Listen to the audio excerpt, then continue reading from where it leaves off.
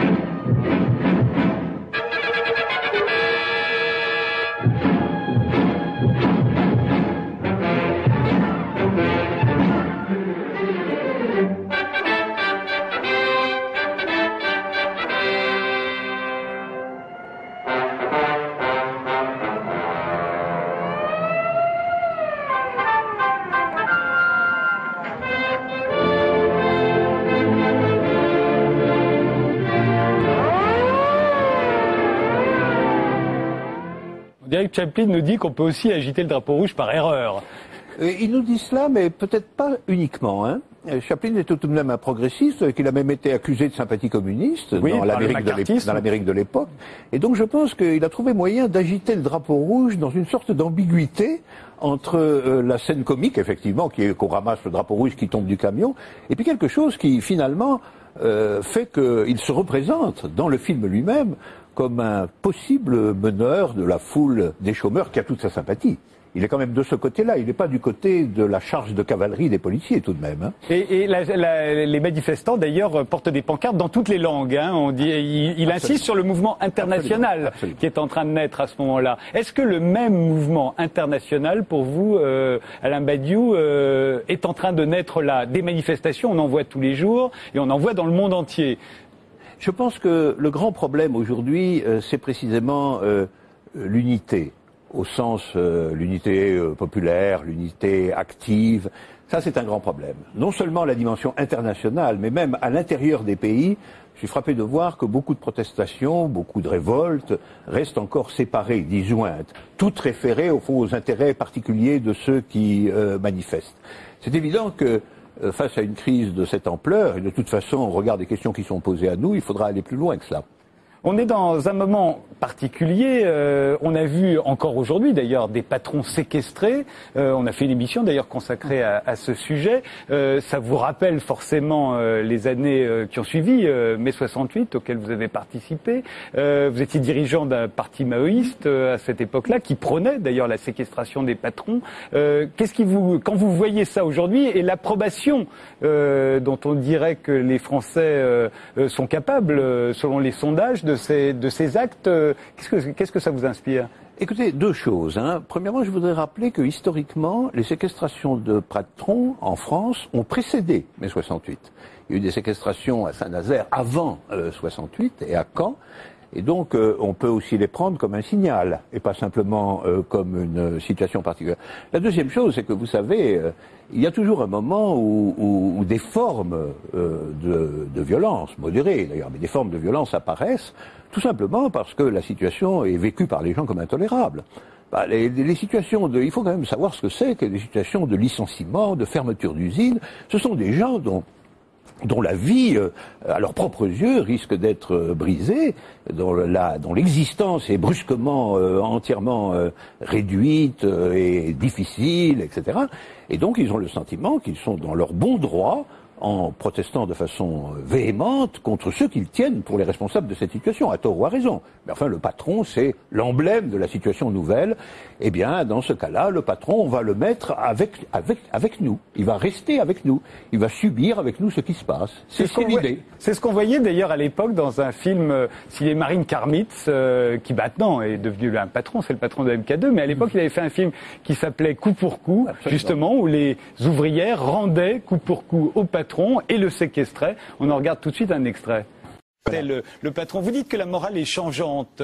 Est-ce qu'on est en train de changer de morale, là, avec cette crise économique ? Je ne sais pas. Ce que je constate, c'est que des formes d'intervention, d'action, de mobilisation qui avaient disparu pendant une longue période réapparaissent. Lesquelles ? Eh bien, justement, la séquestration des patrons, les manifestations quand même très nombreuses, répétées, insistantes. Le mouvement des étudiants et des professeurs, quel que soit son contenu, dure maintenant depuis des semaines, et il ne faiblit pas. Et on voit des corps de métier qui, d'ordinaire, étaient tout de même particulièrement, disons, pacifiques ou intégrés dans l'ordre établi, manifester une virulence certaine. Ça a été le cas de la magistrature à un moment, ça a été le cas, et ça sera le cas, je pense, de la médecine hospitalière, etc. Tout cela dessine un paysage tourmenté, et dans ce paysage tourmenté, naturellement, les formes d'action elles-mêmes changent. Vous parlez de la France, là, mais vous voyagez beaucoup, je l'ai dit, vous donnez des séminaires de philosophie absolument partout dans le monde, plein à craquer toujours, aussi bien en Amérique du Nord qu'en Amérique du Sud, en Asie, en Australie, dans toute l'Europe. Est-ce que vous constatez que les mêmes causes produisent les mêmes effets partout ? Vous savez, il y a des caractéristiques nationales de la politique. Ceci dit, je crois que partout est en train de se chercher, de se dessiner, de façon encore un peu obscure, un peu diversifiée, une nouvelle vision. Ça oui. C'est-à-dire, je pense que le grand cycle réactionnaire, qui a commencé au début des années 80, est en train de s'achever. Le grand cycle réactionnaire, pour vous, c'est le moment du triomphe du capitalisme, au moment où il n'est plus discuté. C'est non seulement le moment du triomphe du capitalisme, mais c'est surtout le moment où la vision que les gens peuvent avoir de l'avenir est entièrement prisonnière de cette unicité. Il n'y a pas d'avenir représentable autre que celui d'être dans ce système, d'en être une partie, une pièce, un morceau, voilà. Et on est convoqué en tant que sujet à être d'un côté une pièce travailleuse de ce système, de l'autre un consommateur. Et un consommateur, c'est très important parce que c'est ça qui fait tourner la machine. Donc l'avenir, c'est salariat plus consommation, voilà. Et pour la partie naturellement du monde qui peut se le payer. Parce que pour le reste du monde, c'est plutôt misère, guerre civile et expatriation forcée. Alors c'est ça le monde. Et à partir des années 80, on nous enseigne, on nous dit, on nous répète que c'est le seul monde possible. Mais parce que c'est ça le meilleur système. Pardon de vous interrompre, mais c'est au moment où on constate que c'est le seul système qui a permis l'enrichissement des populations, d'accéder à un confort. Et aussi qu'en s'exportant dans des pays comme la Chine ou l'Inde, justement, qu'ils participaient de l'enrichissement de ces pays qui jusque-là étaient extrêmement pauvres. Vous n'êtes pas d'accord avec cette vision ? Mais bien sûr que si. Je suis d'accord avec cette vision en tant qu'elle est une vision purement objective des choses. Il est absolument certain que si à un moment donné le capitalisme s'est trouvé le seul en piste, c'était parce que l'autre hypothèse, l'autre possibilité s'était effondrée. L'hypothèse communiste, sur laquelle on va revenir effectivement, puisque c'est le thème de ce livre que vous sortez le 17 avril. Mais pour en finir avec le capitalisme, pour vous, c'est quoi le capitalisme ? C'est uniquement, c'est réduire, c'est l'intérêt de quelques-uns. Vous pouvez pas le voir comme ça. Non, mais le capitalisme, c'est un système complexe d'organisation de la production qui, malgré tout, en dernier ressort, considère que le moteur le plus efficace de l'organisation de la production, c'est l'intérêt privé. Ça, c'est incontestable. Mais l'intérêt de chacun. L'intérêt de chacun, non, pas du tout. Pas l'intérêt de chacun, l'intérêt d'une petite oligarchie. Après quoi, on nous affirme que l'intérêt de cette petite oligarchie va faire le bonheur général. Mais ça, c'est pas prouvé. Ça n'est prouvé que sur des séquences extrêmement courtes et dans certains pays. Ça n'est prouvé ni à l'échelle de la planète tout entière, ni à l'échelle du temps tout entier. Vous ne pouvez nier, Alain Badiou, que tout le monde a profité de l'enrichissement dont nous parlions. C'est-à-dire que tout le monde a vu son confort augmenter. Jusqu'au moment où la crise éclate et où la guerre chemine et où les catastrophes se préparent, vous comprenez. Le capitalisme a une longue histoire, on peut le juger. Enfin, On dit toujours le communisme vient de s'effondrer, mais le communisme avait 70 ans d'existence. Le capitalisme existe depuis 5 siècles, on sait de quoi il est capable. Hein. Et les dévastations qu'il a provoquées sont infiniment plus grandes que celles qui ont été provoquées par le communisme ou le socialisme. Nous le savons, ça. Et celles qui sont provoquées en ce moment même sont considérables. Nous vivons tout de même dans des petits secteurs protégés et opulents, menacés par la crise eux-mêmes. Enfin, il faut voir la situation du monde dans son ensemble. Hein. Alain Badiou, vous ne critiquez pas que le capitalisme depuis que vous exercez la profession de philosophe, vous critiquez également la démocratie, qui en est le corollaire. Que lui reprochez-vous à la démocratie? Dans votre livre, vous avez l'air de dire qu'elle est au service des banques. Bah, ça, c'est évident. Quand les banques ont commencé à flancher, on a trouvé des milliards dont on ne connaissait pas l'existence auparavant dans les poches de l'État pour les renflouer. Le grand mot d'ordre face à la crise des États, ça a été sauvons les banques, n'est-ce pas? Parce que c'était sauver le système, c'était les banques. C'est bien la preuve que les gouvernements sont au service de ce système, ça je ne vous le fais pas dire. Et non seulement il est au service de ce système, mais il est en état de trouver, pour sauver ce système, des ressources qu'il déclarait absolument inexistantes lorsqu'il s'agissait de venir en aide aux gens ordinaires. La démocratie, c'est aussi le droit de vote, c'est le droit de s'exprimer, c'est le droit à une pensée libre. Bien entendu, c'est le droit de s'exprimer, c'est la liberté d'opinion, tout cela, nous le savons et nous l'approuvons absolument. Mais fondamentalement, ce qu'on appelle démocratie aujourd'hui, c'est un système particulier de construction des gouvernements. Et ces gouvernements construits ainsi, je constate qu'ils n'existent et ne fonctionnent vraiment que dans les pays où existe un capitalisme développé. D'où l'hypothèse que je fais que cette forme de gouvernement est la forme appropriée au développement de ce système. C'est une hypothèse scientifiquement, à mon avis, démontrable. Pour vous, le capitalisme a échoué. On nous dit depuis maintenant au moins 1989, mais d'autres l'ont dit plus tôt, que c'est le communisme qui avait échoué. Oui, bien sûr. Comment analysez-vous l'échec du communisme qui semble patent, à qui on a reproché? Non, mais qu'est-ce qu'on a appelé communisme d'abord, hein? Le communisme, initialement, je le rappelle, c'était une idée. Hein? Le communisme tel que Marx l'a formulé, et d'autres avec lui d'ailleurs, Fourier et beaucoup d'autres, le communisme c'était l'idée qu'une autre organisation de la société que celle qui était dirigée par les intérêts privés était possible. C'est-à-dire qu'une société dans laquelle ce qui est commun, communisme ça vient de commun, où le commun, le collectif pouvait réellement être au poste de commandement et non pas les appétits et la férocité des intérêts privés. Voilà, c'était ça, communisme. Après, pendant le XXe siècle, pendant quelques décennies du XXe siècle, communisme a signifié autre chose. Communisme a signifié une technique de pouvoir. Un parti unique, une révolution violente et une organisation centralisée de la production. Cette signification-là du mot communisme a échoué. Voilà. C'est-à-dire le communisme en tant que forme d'État, en tant que forme de pouvoir, en tant qu'organisation centralisée et bureaucratisée de l'économie, cela a échoué. Cela ne s'est pas avéré compétitif avec le capitalisme en dernier ressort. La conclusion peut être double. On peut dire, ça prouve bien que le communisme, ça ne vaut rien, et rallions-nous tous au capitalisme, et en avant pour les grandes fortunes, et pour l'esclavage au pied des grandes fortunes. On peut dire ça. C'est ce qu'on a dit. Aussi... On n'a pas dit la fin, mais on a dit effectivement le communisme, n'en parlons plus à partir des années 80-90. À partir des années où commence ce que j'appelle la grande réaction, les années 80. On peut aussi dire, oui, c'est vrai, ça a échoué, eh bien il arrive, y compris dans l'histoire des sciences, que des tentatives premières de formuler des hypothèses, de les réaliser ou de résoudre des problèmes échouent. Alors, est-ce qu'on va abandonner le problème? C'est là toute la question.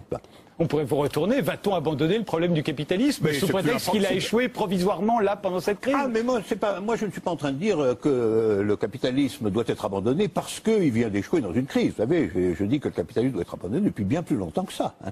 C'est-à-dire que les raisons que j'ai d'être contre le capitalisme sont des raisons de principe, ce ne sont pas des raisons de fait. Hein.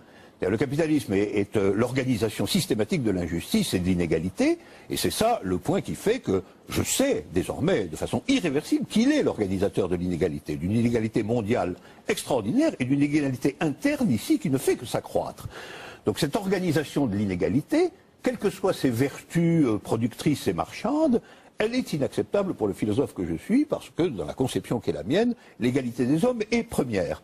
Par conséquent, nous devons absolument maintenir, reconsidérer, reformuler l'idée d'une société qui serait organisée de façon collective ou commune et qui ne serait pas livrée au banditisme des appétits privés. Est-ce que vous avez l'impression d'entendre cela aujourd'hui plus que pendant ce que vous appelez la grande période de la réaction? C'est que tout à coup, est-ce qu'on entend ici et là qu'il faudrait de nouveau réfléchir ensemble à quelque chose de commun? Ça, je crois tout à fait. Oui, je crois tout à fait. Et même, par exemple, la conférence de Londres dont vous parliez, même si elle était limitée aux philosophes, ce qui m'a frappé, c'est qu'énormément de monde est venu. Il y avait là un millier de jeunes gens absolument passionnés par les discussions. Il faut dire qu'il y avait un sacré parterre aussi. Vous étiez là, il y avait Zizek, il y avait Antonio Negri. Il y avait... Le fait que tous ces gens-là, qui constituent, comme vous le dites, un sacré parterre, se soient mis d'accord sur l'idée qu'aujourd'hui, en tout cas, il fallait rénover, réaffirmer et redonner une valeur positive au mot communisme, vous pouvez dire ce que vous voulez, c'est quand même un symptôme. Le capitalisme est basé sur une pulsion qu'on pourrait dire humaine, qui est l'esprit de compétition. La compétition est partout dans l'humanité, entre les espèces, elle a eu lieu, entre les spermatozoïdes pour faire un enfant. Et c'est ce qui lui donnerait son côté naturel. Quel serait le côté, d'abord, est-ce que vous êtes d'accord avec ce côté naturel, et quel serait le côté naturel du communisme? Dans son idée, pas forcément dans l'application qui en a été faite jusqu'à présent. Oui, je pense qu'une grande force de l'idée communiste, c'est précisément qu'elle rompt avec l'idée d'un destin naturel de l'espèce humaine. C'est-à-dire, elle cesse de dire que l'espèce humaine est une espèce animale comme les autres, qui doit vivre dans la compétition, dans le darwinisme social et dans la lutte de tous contre tous. L'idée communiste, c'est précisément le contraire. C'est l'idée que l'homme peut être au-dessus de sa condition ou de sa substructure animale. Il n'est pas obligé d'être gouverné par les pulsions. Je dirais même que depuis très longtemps, la philosophie affirme que la pensée, c'est ce qui se construit toujours au-delà des pulsions. Hein. Et pourquoi la politique échapperait-elle à ce destin? Pourquoi la politique, et elle seule, finalement, serait-elle livrée aux pulsions? Ça, je crois que c'est une aberration. Et si l'idée communiste, qui a maintenant plusieurs siècles, s'est affirmée, puisque l'idée communiste apparaît avec Platon, elle apparaît donc dès les origines de la philosophie, c'est précisément en tant qu'idée qui nous affirme qu'il est possible que l'espèce humaine suive un autre destin que les fourmis ou les grenouilles. Voilà. Tel qu'on l'a vu au cours du XXe siècle, le communisme, que ce soit en URSS, dans la Chine de Mao, chez Castro, chez les Khmers rouges, a apporté l'unité et la discipline. Vous parliez d'unité tout à l'heure. J'imagine que vous pourriez parler de discipline. C'est l'unité et la discipline qui ont permis ces victoires révolutionnaires. Jusque-là, il n'y en avait pas eu. Parce qu'il n'y avait pas d'unité, pas de discipline, la Commune de Paris a été une défaite. Oui, mais ça c'est absolument vrai. D'ailleurs, la question de la discipline est une des questions centrales de la politique, de quelque manière qu'on la prenne. Même la politique démocratique a besoin de partis qui, d'une manière ou d'une autre, obéissent à une certaine conformité, à une certaine discipline. La grande question aujourd'hui... Pas la même. Elle est quand même plus légère, cette discipline. Oui, reconnaissez-le. Parce que derrière, nous avons la grande discipline du capitalisme, précisément, qui met tout le monde d'accord, en fin de compte, n'est-ce pas? À la fin des fins, il faut quand même passer à la caisse, et ça, c'est l'égalité de ce point de vue-là. Si on veut avoir un autre principe que celui-là, qui est le principe animal de la compétition, alors il faudra raisonner autrement. Le grand problème du XXe siècle a été que le modèle de la discipline choisi par les révolutionnaires, pratiquement par tous les révolutionnaires, a été en réalité un modèle militaire. D'ailleurs, si on voit les succès de l'insurrection d'octobre 17 en Russie ou les succès de la guerre populaire chinoise en 1949, on voit que dans tous les cas, les victoires des communistes, de ceux qu'on appelait à l'époque les communistes, ont été liées à la guerre.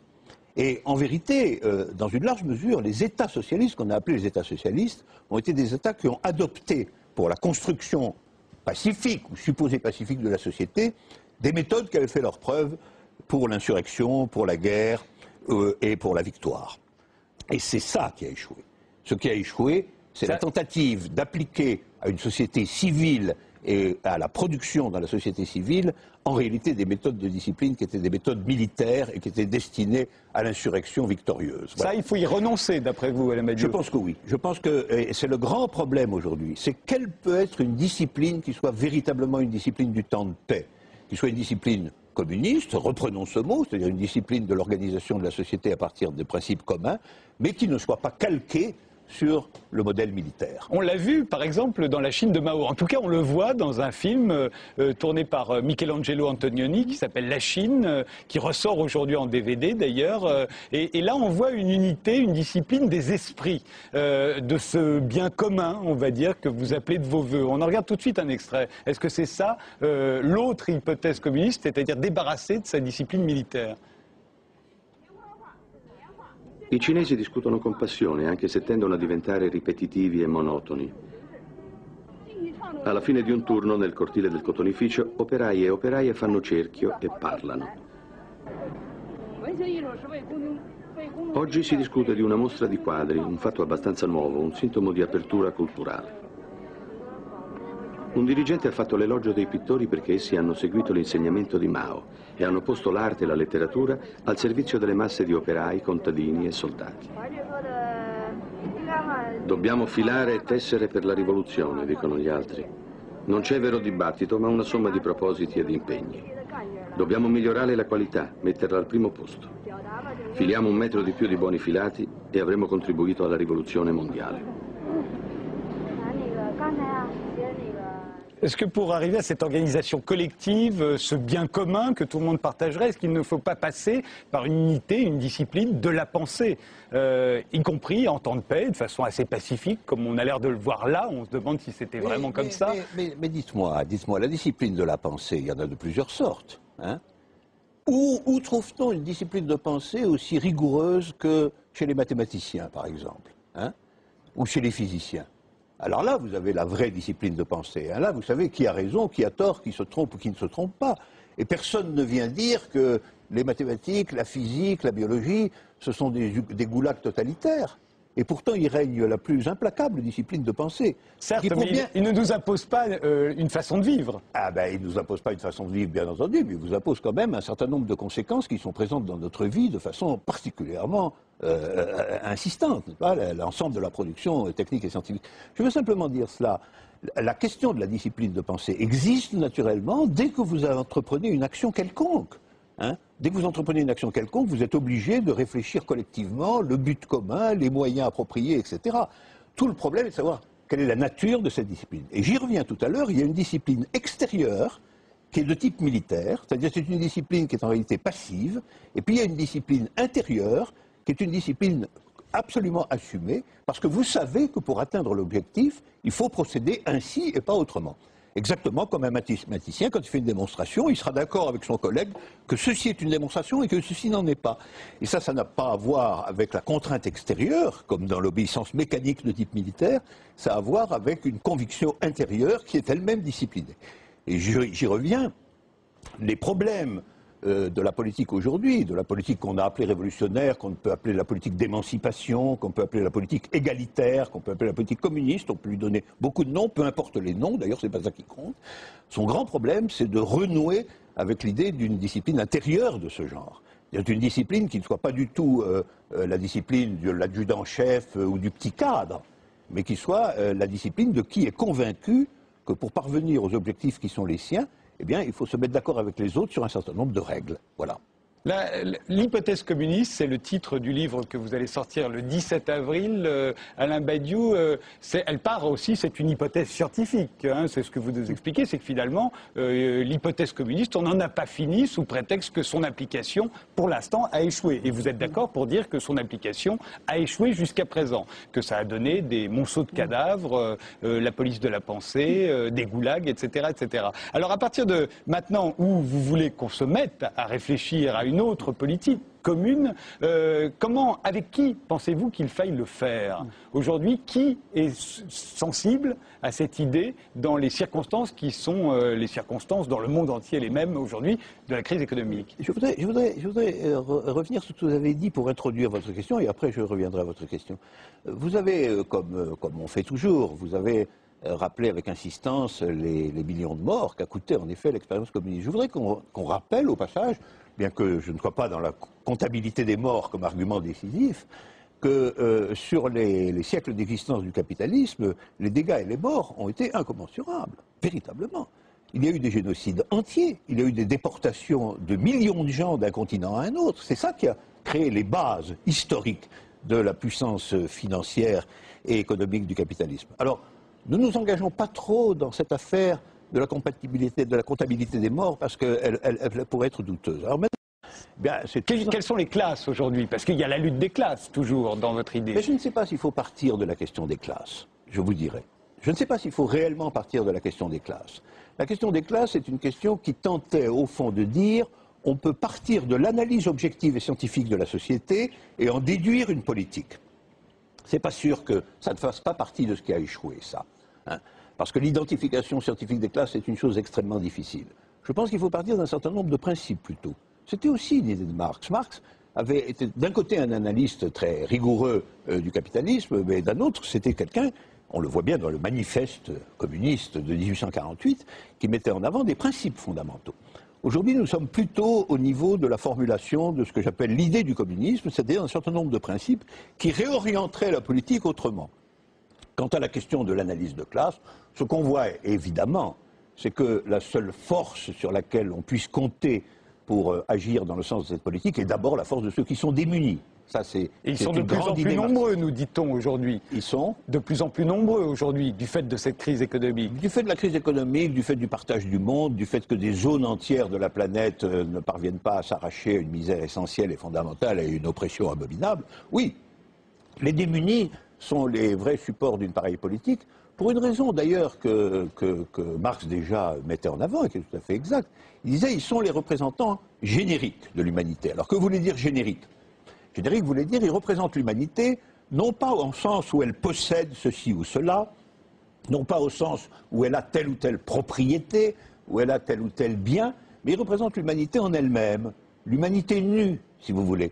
C'est-à-dire l'humanité qui est dans la simple force de son existence. C'est avec cela que prioritairement, toujours, les politiques dites révolutionnaires ont fonctionné, et ça reste vrai aujourd'hui dans une large mesure. On peut me dire que les politiques de ce genre se réalisent toujours au début par l'alliance entre des figures intellectuelles qui sont nécessaires parce que c'est aussi une question de pensée et d'idées, et puis la masse des démunis. Tout le problème est de savoir comment ces deux composantes arrivent à être ensemble. Justement, vous les avez identifiées dans vos livres précédents. Vous parlez des étudiants, des intellectuels, vous parlez évidemment des salariés les plus mal payés, vous parlez également des populations qui aujourd'hui vivent dans les cités, des sans-papiers également. Cette vision avait été déjà donnée par un réalisateur qui s'appelle Jean-François Richer, qui vient d'avoir un César d'ailleurs pour Mérine. En 1997, il a été le premier à montrer dans un film justement ce que vous venez d'indiquer par ces deux doigts qui se touchent tout à coup.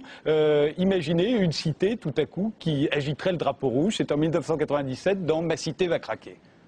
L'explosion de toutes les cités approche. D'abord des gens fâchés qui n'ont pas la langue dans la poche. Faisant partie d'un parti d'avant-garde guidé par de principes visant à renverser la société.